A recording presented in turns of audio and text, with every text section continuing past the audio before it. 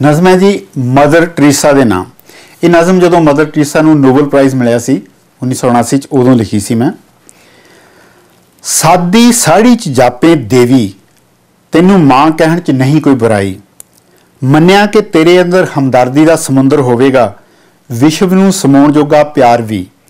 तेरा क्राइस्ट ते भरोसा अटल, पर भरोसिਆਂ ते प्यारां नाल भी कदी भुख मरी है कि वह प्यार ते भरोसे थोड़ों मरदे हैं, जिहड़े हौली हौली भुख अगे दम तोड़ जाते हैं।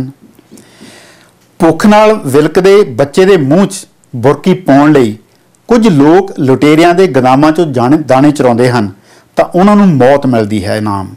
उसे लुटेरे तो मंग जदों बच्चे दे मूँह नूं लाउंदी है बुरकी, तैनूं मिले नोबल इनाम। प्यार की डुंगाई करके चाहे लोगों की सेवा बदले मिलते होंदे तो वह टूटू तो पहला मंडेला नूं चुनदे ते पोलैंड का वह भाई अजे कई दहाके करदा उडीक। एक खास सेवा बदले मिलते ये इनाम, जो तू शायद अणजाणे ही अज दे राजिਆਂ दी करदी।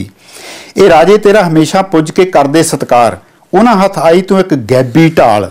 तेरे पिछे खड़े वो देखण सब कुछ, पर उन्हां नूं देख सके अख कोई कोई। तैनूं इश्तिहार की तरह वरत उन्हीं दुनिया के कोने कोने पहुँचाई है बाइबल। हुण लोकां कोल बाइबल है, पर घर ते जमीन नहीं ते ना इंसान कहाउण दा हक। तेरे चंगे इरादियां दे बावजूद तू राजिਆਂ ਲਈ एक सिर्फ हथियार है। तैनूं नोबल इनाम मिलण दा मतलब उन्हां हथ होर भी तिखा हथियार।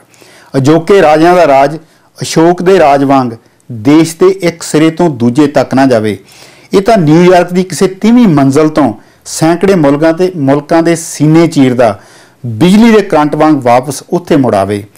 न्यूयॉर्क दीआं ना उच्चियां इमारतां चों राजे अणगिणत देशां ते राज करदे, ते तू प्यारी मदर टेरेसा उन्हां राजिਆਂ दा जीवन बीमा। जिन्ना चिर तू प्यार शांति विश्वास कूकदी रही, छुपी रहेगी असलीयत उन्हां दी। भुखे भुख नाल मरदे रहणगे, भरदी रहेगी तिजोरी उन्हां दी।